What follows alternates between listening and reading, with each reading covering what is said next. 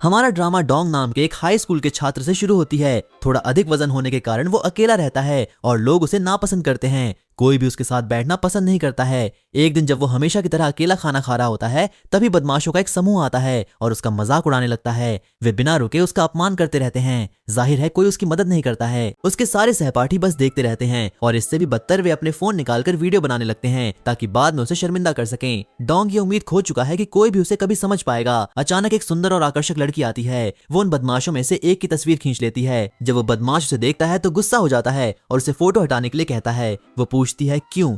वो शायद एक प्रसिद्ध आइडल है और उसके मैनेजर ने चेतावनी दी थी कि उसके आधिकारिक डेब्यू से पहले कोई भी उसकी फोटो न ले। वो जवाब देती है कि ऐसा मत सोचो कि तुम पूरी दुनिया के केंद्र हो। मैंने तुम्हारे लिए फोटो नहीं ली है, मैंने अपने दोस्त डोंग की तस्वीर ली है। वो उस तस्वीर को इंस्टाग्राम पर पोस्ट कर देती है। आधे घंटे से भी कम समय में डोंग एक नापसंद और उपेक्षित लड़के से पूरे स्कूल का सबसे प्रसिद्ध लड़का बन जाता है। हर कोई उसके आसपास जमा हो जाता है और पूछने लगता है कि वो उस लड़की के करीब कैसे पहुंचा। उस लड़की का नाम जी है, जो स्कूल की सबसे प्रसिद्ध लड़की है और वही हमारी मुख्य नायिका है। उसे गर्व है कि वो उसकी मदद कर सकी। डोंग अपने अनोखे अंदाज में उसे धन्यवाद देता है। वो उसके लिए बहुत सारे पैसों से भरा एक लिफाफा छोड़ जाता है। चूंकि वो बहुत अमीर है, इसलिए वो उससे कहता है कि अब से वो उसकी हर बात सुनेगा और उसे फायदा पहुंचाएगा। हमारी नायिका खुश हो जाती है और अपने पसंदीदा दोस्त सेओन के सम्मान समारोह में भाग लेने जाती है। उसकी दोस्त साना इस मौके का फायदा उठाती है और उससे पूछती है कि तुम सेओन के सामने अपनी सच्ची भावनाओं को कब स्वीकार करोगी। उसके अलावा ये बात सब जानते हैं। वो इस सवाल से बचती है और जोर देकर कहती है कि वे सिर्फ दोस्त हैं। साना उसे चिढ़ाते हुए कहती है, दोस्त, कृपया हम सब जानते हैं कि तुम मुझसे प्यार करती हो। हमारी नायिका चिढ़ जाती है क्योंकि ये बात सबके लिए साफ है, सिवाय उस नासमझ सेओन के। वो अपने बचपन की यादों को याद करती है कि कैसे वे हमेशा साथ रहते थे और कैसे वो हमेशा उसकी मदद करता था। इसलिए उसे उससे प्यार हो गया, लेकिन उसमें इजहार करने की हिम्मत नहीं है। क्या होगा अगर वो किसी और को पसंद करता हो और उसे शर्मिंदा होना पड़े? उसके लिए सबसे महत्वपूर्ण उसका आत्मसम्मान है। वो अपने दोस्तों से शिकायत करती है। साना सुझाव देती है कि उसे उसका ध्यान आकर्षित करने की कोशिश करनी चाहिए, जैसे उसका पसंदीदा रंग पहनना और मेकअप लगाना। शायद वो आखिरकार समझ जाए। वो उसे एक लिपस्टिक भी देती है और कहती है कि यही एकमात्र उपाय है। वहाँ एक और शांत और शर्मीली लड़की भी है। लगभग किसी ने भी उसकी आवाज नहीं सुनी है। वो बस पढ़ाई करती है और सेओन के साथ पियानो बजाती है। हमारी नायिका उससे एक रंग के बारे में राय मानती है कि क्या सेओन को ये पसंद आएगा। वो लड़की जवाब देने से बचती है और बताती है कि वो मेकअप का इस्तेमाल नहीं करती है। साना उसे चिढ़ाती है और आने वाली पियानो प्रतियोगिता का जिक्र करती है। वो पूछती है कि वो किसके साथ भाग लेने की योजना बना रही है। वो शांत लड़की कहती है कि वो सेओन के साथ शामिल होने की सोच रही है क्योंकि वे एक बेहतरीन जोड़ी हैं और हमेशा साथ में प्रतियोगिताएं जीतते हैं।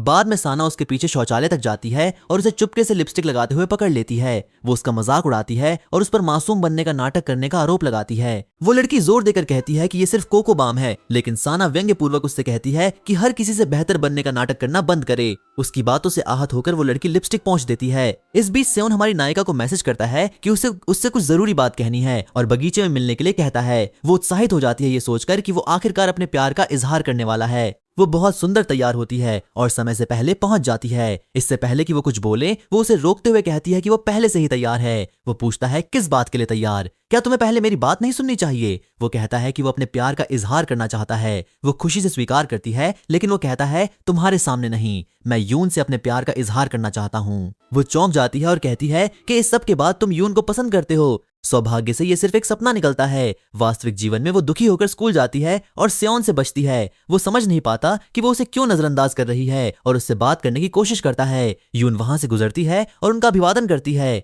सेओन यून से स्कूल के बाद मिलने के लिए कहता है क्योंकि उसे उससे कुछ जरूरी बात कहनी है। हमारी नायिका को लगता है कि शायद सपना सच हो जाएगा। उसे और भी बुरा लगता है जब तक कि उसका दोस्त ह्योना उसे सांत्वना नहीं देता। वो स्वीकार करता है कि वो भी किसी ऐसे व्यक्ति को पसंद करता है जिसे ये भी नहीं पता कि वो इस दुनिया में है। वे दोनों साथ में रोते हैं। तभी डोंग उत्साहपूर्वक अंदर आता है। एक एजेंसी ने इंस्टाग्राम पर उससे संपर्क किया है और उसे अभिनय का अवसर दिया है। आखिरकार उसकी जिंदगी बदल रही है। वो महंगी सुशी खाएगा और प्रसिद्ध तथा अमीर बनेगा और ये सब हमारी अद्भुत नायिका के कारण हुआ है। सहपाठी उसके पास भागते हैं और फोटो मांगते हैं ताकि वे भी डोंग की तरह प्रसिद्ध हो सकें। वो मना कर देती है और उनसे कहती है कि उसे अकेला छोड़ दें। वो अभी भी परेशान है जब वो सेओन को यून के साथ बैठे हुए देखती है। उसे जलन होती है और वो वहां से जाने का फैसला करती है।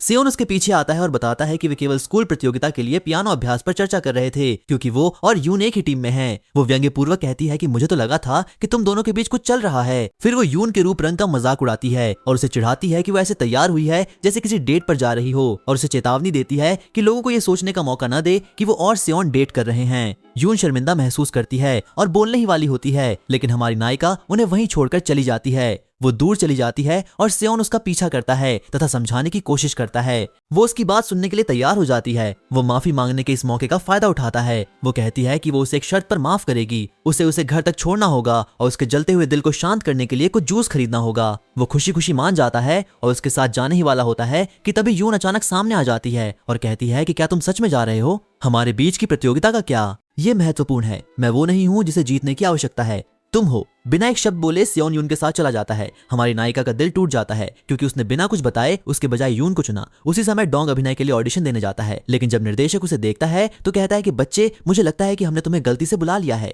डोंग जवाब देता है कि मैं जानता हूँ कि मैं सुंदर नहीं हूँ और मेरा वजन बढ़ गया है, लेकिन मैं अभिनय में अच्छा हूँ। मुझे देखिए, आपको ये पसंद आएगा, मुझे खुद पर भरोसा है। निर्देशक उसे टाल देता है और कहता है कि वे उससे बाद में संपर्क करेंगे, जिसका मतलब है कि उसे भूमिका नहीं मिलेगी। स्कूल वापस आने पर उस बदमाश को पता चलता है कि डोंग को अधिक वजन होने के कारण अस्वीकार कर दिया गया था और वो फिर से उसे धमकाने लगता है। वो कहता है कि ऐसा लगता है कि उन 2 अच्छे दिनों ने तुम्हें भुला दिया कि तुम कौन हो। वो उसे मारता है और अपमानित करता है, जबकि हर कोई देखता है और हंसता है। इससे पहले कि हमारी नायिका मदद के लिए पहुंचे, एक नया सुंदर लड़का सामने आता है। उसका नाम सांग है। वो बीच में आता है, डोंग की रक्षा करता है और बदमाश को चेतावनी देता है कि वो फिर कभी उसके पास ना आए। फिर वो गुस्सा होकर हमारी नायिका की तरफ मुड़ता है और कहता है कि इस सब की वजह यही लड़की है और डोंग की फोटो हटाने की मांग करता है। वो पलटकर जवाब देती है और पूछती है कि क्या वो डोंग का वकील है। सांग उसका अपमान करता है, उसे बदतमीज कहता है और उस पर पैसे के लिए लोगों की तस्वीरें पोस्ट करने का आरोप लगाता है। वो व्यंग्यपूर्वक उससे कहता है कि अगर उसे पैसे मांगने हैं तो टिकटॉक लाइव करना शुरू कर दे, कम से कम इस तरह वो ठीक से भीख तो मांगेगी। वो कहता है कि उसे स्कूल छोड़ देना चाहिए।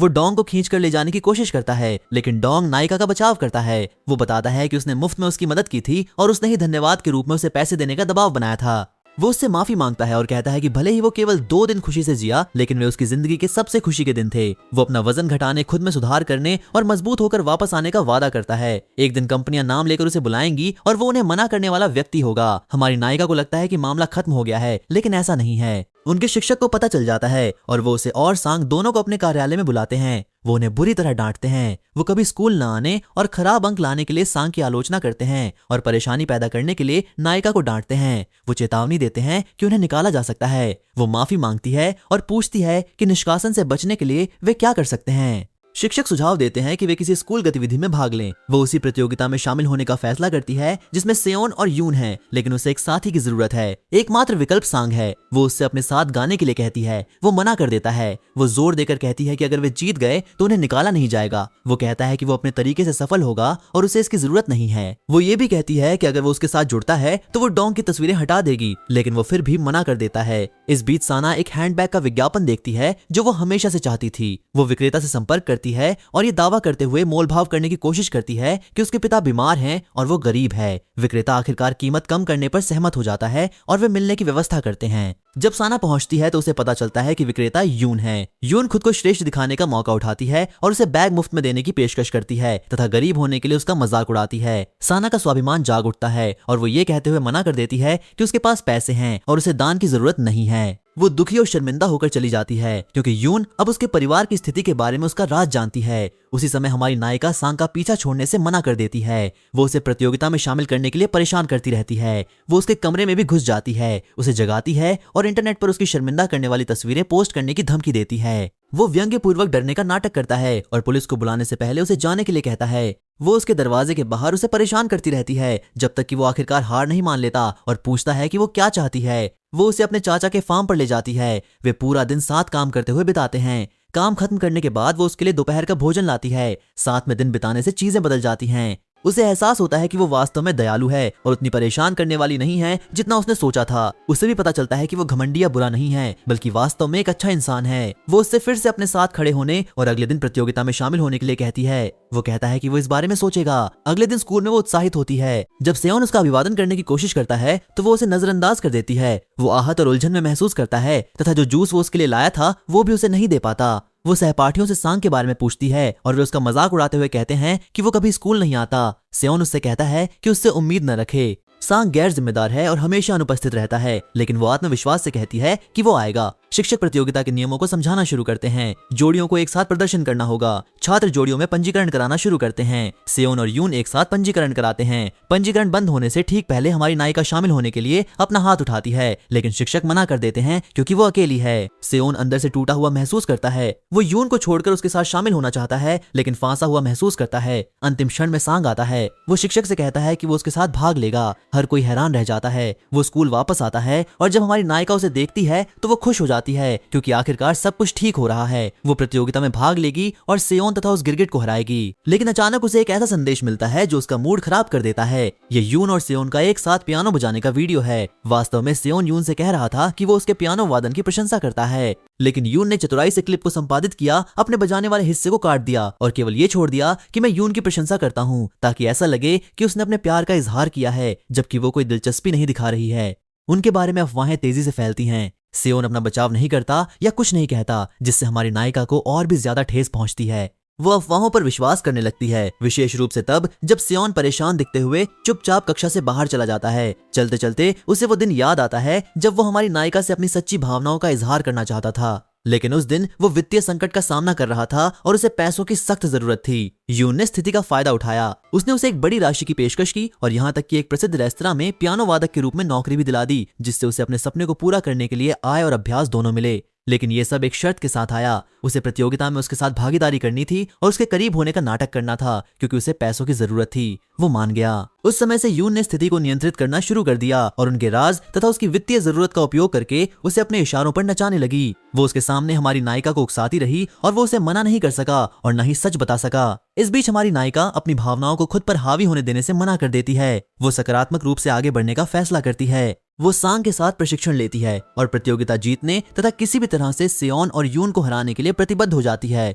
वो गाने के बोल लिखना शुरू करती है और सांग देखता है कि उसके पास वास्तव में प्रतिभा है। उसी समय सेओन यून के साथ अभ्यास करता है, लेकिन उसका ध्यान कहीं और है। वो ध्यान केंद्रित नहीं कर पा रहा है क्योंकि वो हमारी नायिका के बारे में सोच रहा है। यून देखती है और चिढ़ जाती है। वो स्पष्ट रूप से उससे कहती है कि वो उसे पसंद करती है और दावा करती है कि वही एकमात्र व्यक्ति है जो उसे सफल होने में मदद कर सकती है। वो उसे याद दिलाती है कि वो उनका राज रख रही है और उसे नौकरी दे रही है। फिर वो एक छोटी सी मदद मांगती है, उसके साथ डेट पर चलो। अगर वो उसे पसंद आता है तो वे आधिकारिक तौर पर डेट करेंगे, यदि नहीं तो वो उस पर दबाव नहीं डालेगी। लेकिन दबाव स्पष्ट है। सेओन उसकी निर्भीकता से हैरान है, लेकिन वो फांसा हुआ महसूस करता है क्योंकि उसके हाथ बैंधे हुए हैं। हमारी नायिका के पास वापस आते हैं। वो अपने लिखे बोल गाती है। उसकी आवाज बहुत खूबसूरत है। सांग उसकी और अधिक प्रशंसा करने लगता है और उससे जुड़ने लगता है। वो उससे कहता है कि वो इस प्रतियोगिता को गंभीरता से लेगा और उसे जीतने में मदद करेगा क्योंकि उसे उसकी क्षमताओं पर भरोसा है। वो एक गाना भी लिखता है जो स्पष्ट रूप से उसके लिए उसकी बढ़ती भावनाओं से प्रेरित है। जब वो उसकी राय पूछती है तो वो उसे गाने से मना कर देती है और उसे चिढ़ाती है। तुम किसी प्रेम स्वर की तरह बोल क्यों लिख रहे हो जिसमें मैं रहती थी? ये इशारा मत करो कि तुम मुझे पसंद करते हो। तुम जानते हो कि मैं किसी और को पसंद करती हूँ। वो शर्मिंदा हो जाता है और जल्दी से विषय बदल देता है, ये दावा करते हुए कि वो केवल उसकी आवाज की प्रशंसा करता है और वो उसकी पसंद भी नहीं है। वो मजाक में कहती है कि उसने कोरियन नाटकों में ये पंक्ति पहले भी सुनी है, जिसके बाद आता है लाइक और सब्सक्राइब करना ना भूलें। वे मजाक मजाक में 2 लाख लाइक तक पहुंचने के बारे में बातें करते हैं। बाद में वो अपना फोन चेक करती है और पूर्व बदमाश का एक संदेश देखती है जिसमें मिलने के लिए कहा गया है। जब वो उससे मिलती है तो वो अचानक घुटनों के बल बैठ जाता है और उसके साथ एक फोटो लेने की भीख मांगता है। वो कहता है कि उसकी जिंदगी बर्बाद हो गई है और केवल वही उसकी लोकप्रियता वापस ला सकती है। वो उम्मीद करता है कि वो उस पर तरस खाएगी और उसकी प्रसिद्धि वापस लाएगी ताकि वो अपने पुराने तरीकों पर लौट सके, लेकिन वो सख्ती से मना कर देती है। वो उसे याद दिलाती है कि कैसे उसने डोंग और पूरे स्कूल को धमकाया था। वो उसे घिनौना कहती है और कहती है कि वो प्रसिद्धि के लायक नहीं है। वो चली जाती है। वो गुस्सा हो जाता है और उस पर हाथ उठाने की कोशिश करता है, लेकिन सेओन आखिरी सेकंड में आ जाता है और उसे रोकता है और धमकी देता है कि अगर उसने उसे छूने के बारे में सोचा भी तो वो उसका हाथ तोड़ देगा। सेओन फिर उसे बगीचे में ले जाता है। वो अपना दिल टटोलने का ये मौका लेती है। वो उससे पूछती है कि वो क्यों दूर दूर रहता है और हमेशा यून के साथ रहता है। वो जानना चाहती है कि वास्तव में उनके बीच क्या है। फिर वो नरम पड़ जाती है और कहती है कि उसे अभी जवाब देने की जरूरत नहीं है। वो तब तक इंतजार करेगी जब तक वो खुद उसे बताने के लिए तैयार न हो जाए। वो माफी मांगती है अगर उसने उस पर दबाव डाला और कहती है कि वो जानती है कि उसके अपने कारण होंगे, लेकिन वो किसी दिन उसके जवाब का इंतजार कर रही है। वो ईमानदारी से उसे धन्यवाद देता है। तभी उसे रेस्तरां के मालिक का फोन आता है जो उसे सख्ती से कहता है कि अगर वो अपनी नौकरी नहीं खोना चाहता तो तुरंत आ जाए। वो ये वादा करते हुए जाने के लिए मजबूर है कि वो जल्द ही वापस आएगा। हमारी नायिका बगीचे में उसका इंतजार करती रहती है। उसी समय सेओन रेस्तरां में पहुंचता है। घिनौना मालिक उससे कहता है कि आज रात एक महत्वपूर्ण पार्टी है और ये एक बड़ी रात होने वाली है। ढेर सारी शराब और ढेर सारी लड़कियां। सेओन घबरा जाता है और कहता है कि आप किस बारे में बात कर रहे हैं, मैं तो बस एक हाई स्कूल का छात्र हूँ, मुझे पढ़ाई करनी है, मैं 10 बजे से पहले सो जाता हूँ। लेकिन मालिक उसे धमकी देता है या तो वो पार्टी में आए या फिर कभी अपना चेहरा न दिखाए। सेओन के पास जाने के अलावा कोई विकल्प नहीं है। पार्टी के बाद सेओन रो पड़ता है। वो नहीं जानता कि उस भयानक आदमी से कैसे बचा जाए या मदद के लिए किसी से कैसे कहा जाए। जब वो समय देखता है तो उसे एहसास होता है कि बहुत देर हो चुकी है। उसने हमारी नायिका को अकेले इंतजार करते हुए छोड़ दिया। इस बीच यून उसे रोते हुए देख लेती है और पूछती है कि क्या हुआ है। वो उसे सब कुछ बताता है कि रेस्तरां के मालिक ने उसे वे काम करने के लिए मजबूर किया जो वो नहीं चाहता था और आज रात उसे उस पार्टी में शामिल होने के लिए मजबूर किया गया था। यून उसके लिए गुस्सा होने का नाटक करती है और उसे दूसरी नौकरी ढूंढने और मालिक से बदला लेने में मदद करने का वादा करती है। बगीचे में हमारी नायिका पूरे समय इंतजार करती रही है। वो उसे फोन करती है लेकिन यून फोन उठाती है और रूखेपन से कहती है कि वो उसके साथ है, फिर फोन काट देती है। हमारी नायिका हैरान और आहत है। वो मान लेती है कि उसने यून के साथ समय बिताने के लिए उससे झूठ बोला था। इस बार वो फैसला करती है कि उसे फिर कभी माफ नहीं करेगी। जलन उसे खाने लगती है। यून सेओन को घर ले जाती है और उससे अपने इजहार के बारे में पूछती है, तो क्या हम डेट कर रहे हैं या नहीं। वो चिढ़ जाता है और कहता है कि ये इसका समय नहीं है और उसे अकेला छोड़ने के लिए कहता है। एक बार के लिए वो शर्मिंदा महसूस करती है और चुप रहती है। इस बीच हमारी नायिका गुस्से में और दिल टूटी हुई सांग के घर पहुंचती है। वो अचानक कहती है कि वो उसके लिखे गाने को गाना चाहती है और वो इसे अब स्वीकार करती है। वो अपने पूरे दुख को बोलों में उंडेल देती है।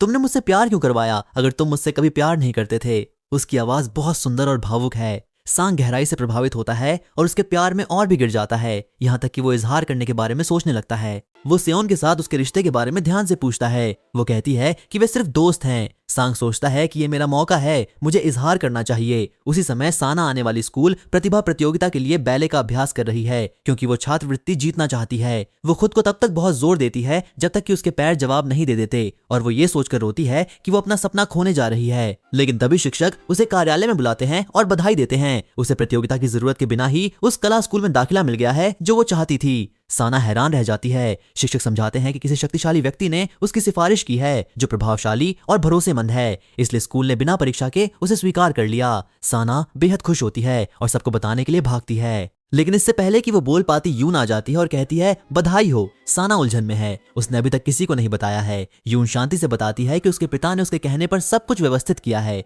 चूंकि उसके पिता अमीर और प्रभावशाली हैं, इसलिए जाहिर है कि स्कूल ने साना को बिना परीक्षा के स्वीकार कर लिया। हर कोई फुसफुसाने लगता है कि साना को केवल पहुंच की वजह से दाखिला मिला है और वो इसके लायक नहीं है। वे इसके बजाय यून की तारीफ करने लगते हैं कि अमीर होने के बावजूद वो कितनी दयालु और उदार है। वे कहते हैं कि वे भी उसके दोस्त बनना चाहते हैं। साना अपमानित और आग बबूला महसूस करती है। वो यून का सामना करती है और कहती है कि उसने कभी उसकी मदद नहीं मांगी और न ही उसे दान चाहिए। अगर ये पहुंच के जरिए आई है तो वो छात्रवृत्ति को अस्वीकार करती है और प्रतियोगिता में अपने प्रयास से इसे अर्जित करने के लिए दृढ़ संकल्पित होकर चली जाती है। एक सप्ताह बीत जाता है। प्रतियोगिता का दिन आ जाता है। साना सबसे पहले प्रदर्शन करती है और मंच पर पूरी तरह चमकती है। हर कोई हैरान रह जाता है। उसे व्यावहारिक रूप से छात्रवृत्ति मिलने की गारंटी है। फिर हमारी नायिका की बारी आती है। जैसे ही वो मंच पर कदम रखती है उसका दिल धड़कने लगता है। उसे स्कूल में अपना पहला दिन याद आता है जब उसने अपना परिचय दिया था और अचानक उसके पीछे की स्क्रीन उसके एक शर्मिंदा करने वाली संपादित फोटो में बदल गई। सेओन दौड़ कर आया था और आखिरी सेकंड में इसे बंद कर दिया था, लेकिन तब से उसे मंच का डर हो गया है। वो लोगों के सामने खड़े होने से डरती है। सांग उसका हौसला बढ़ाता है, डरो मत, मैं तुम्हारे साथ हूँ, मैं किसी को भी तुम्हें चोट नहीं पहुंचाने दूंगा। उसके सहारे को थामकर वो खूबसूरती से प्रदर्शन करती है। वे दिन का सबसे बेहतरीन प्रदर्शन देते हैं। दर्शक हैरान रह जाते हैं और उन्हें सही जोड़ी कहते हैं। हर कोई जोर जोर से तालियां बजाता है और भविष्यवाणी करता है कि वो पहला स्थान जीतेगी। यून बगल से देखती है और जलन से जलती है। नफरत उस पर हावी हो जाती है। वो सब कुछ बर्बाद करने का फैसला करती है। वो अपमानजनक पहले दिन की एक पुरानी रिकॉर्डिंग बजाती है। दर्शक इसे सुनते हैं। फुसफुसाहट फिर से शुरू होती है। हमारी नायिका टूटने ही वाली होती है, लेकिन सेओन आखिरी सेकंड में आ जाता है। वो यून का फोन छीन लेता है और सबके सामने उसका पर्दाफाश कर देता है। वो खुलासा करता है कि अतीत के उस अपमान के लिए वही जिम्मेदार थी और वो बिल्कुल भी दयालु नहीं है। वो बताता है कि कैसे उसने उसका इस्तेमाल किया, उसकी वित्तीय समस्याओं का फायदा उठाया और उसे नियंत्रित किया। जब उसने हमारी नायिका को सफल होते देखा तो उसने उसे फिर से तबाह करने की कोशिश की। वो यून की ओर देखता है और कहता है कि अब मुझे आखिरकार पता चल गया है कि उस सारे अंधेरे के पीछे कौन था। तुम बाहर से पवित्र दिखती हो लेकिन अंदर से जलन और नफरत से भरी हो। वो सार्वजनिक रूप से सब कुछ स्वीकार करता है। कैसे उसने गरीब होने के कारण उसका शोषण किया और उसे अपनी बात मानने के लिए मजबूर किया। यून गुस्से में और घिरी हुई वापस चिल्लाती है कि तुम सच भी नहीं जानते, तुम उसका बचाव क्यों कर रहे हो। क्या तुम नहीं जानते कि वो अपने सहपाठियों से चोरी करती है? यून अपना बचाव करना जारी रखती है और कहती है कि वो और नायका अलग नहीं है, वे दोनों बेदखल हैं। और वो दावा करती है कि नायका लोगों को प्रसिद्ध बनाने के बदले उनसे पैसे लेती है। हम एक जैसे हैं, वो कहती है। हम में से प्रत्येक अपने सामने मौजूद अवसरों का उपयोग करता है। सेओन आग बबूला हो जाता है और उससे चुप रहने के लिए कहता है। वो अंत तक नायका का बचाव करता है और कहता है कि उसने कभी किसी को ब्लैकमेल नहीं किया या किसी को पैसे देने के लिए मजबूर नहीं किया, यून के विपरीत जिसने उसे ब्लैकमेल किया था। नायिका उसे धन्यवाद देती है, लेकिन उससे हटकर इसे खुद संभालने के लिए कहती है। वो खुले तौर पर स्वीकार करती है कि हाँ, उसने पैसे स्वीकार किए, लेकिन किसी ने उन्हें मजबूर नहीं किया। वे स्वेच्छा से उसके पास आए। उसने उन कमजोर छात्रों की मदद की जिन्हें धमकाया जाता था और जिनका कोई नहीं था। उसने उनका समर्थन करने के लिए अपने तरीके का इस्तेमाल किया। उस पर आरोप लगाने के बजाय उन्हें उसे धन्यवाद देना चाहिए। शिक्षक पैसों के मुद्दे की जांच के लिए उसे कार्यालय में बुलाते हैं। वो आत्मविश्वास से सब कुछ समझाती है कि उसने कभी किसी का शोषण करने का इरादा नहीं रखा और केवल उनकी मदद करने के बाद ही पैसे स्वीकार किए। शिक्षक समझते हैं और उसे माफ कर देते हैं। वो स्कूल लौट आती है। ये खबर सुनकर सांग खुश होता है। वो इजहार करने का मौका लेता है कि वो उसे पसंद करता है और चाहता है कि वे डेट करें। वो चुप रहती है। वो कहता है कि वो उस पर दबाव नहीं डालेगा और उसके जवाब का इंतजार करेगा, लेकिन वो आसानी से हार नहीं मानेगा। सेओन देखता है कि वो कितनी तनाव में है और उसे एहसास होता है कि वो अब सांग को पसंद करती है। उसका मानना है कि उसके दिल में अब उसकी कोई जगह नहीं है, इसलिए वो उसकी जिंदगी से गायब होने का फैसला करता है, क्योंकि वो पहले की तरह उसकी रक्षा नहीं कर सकता। जाने से पहले वो यून से मिलता है और उससे कहता है कि उसे कुछ स्वीकार करना है। वो मानता है कि वो एक बार उसे पसंद करता था क्योंकि उसे लगता था कि वो दयालु और अलग है, लेकिन अब वो उसके अंदर का अंधेरा देखता है। अब से वे अपने अलग रास्तों पर चलते हैं। अगर वे गलती से मिल भी जाएं तो भी वो उसका अभिवादन नहीं करेगा। यून हैरान रह जाती है। उसे एहसास होता है कि उसकी जलन और नफरत ने सब कुछ बर्बाद कर दिया। वो उसे पा सकती थी, लेकिन उसने अपनी ही हरकतों की वजह से उसे खो दिया। उसी समय सेओन नायिका को फोन करता है और बगीचे में मिलने के लिए कहता है। वो उससे कहता है कि वो उसे पसंद करता है। अब वो हैरान है। उसे एक ही दिन में 2 शानदार लड़कों से 2 इजहार मिले।